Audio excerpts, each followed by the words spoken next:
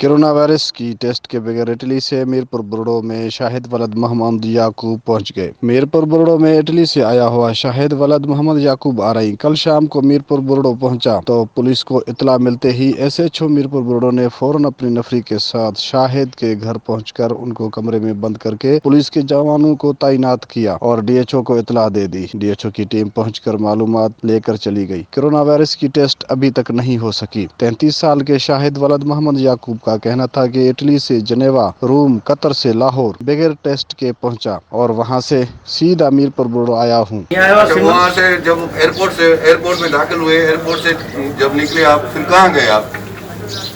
गाँव गए ना सरबोदा। गाँव गए थे या शहर में ही रहे थे? नहीं सरबोदा। वो क्या वैन पे गए थे, कार पे गए थे, किस पे गए थे? बस इटली से जब आप कहाँ पे उतरे थे? लाहौर एयरपोर्ट पे। कौन सी डेट पे? 18 तारीख, 18 March Doha. Qatar airline. Lahore के बाद किधर गए थे आप? वहाँ से इधर आया हूँ। वहाँ लाहौर से इधर? लाहौर तो बात लाहौर से सरबोदा गया हूँ ना। लाहौर उसी दिन हाँ, सुबह 2-2:15 बजे से बाद सीधा सरबोदे गया।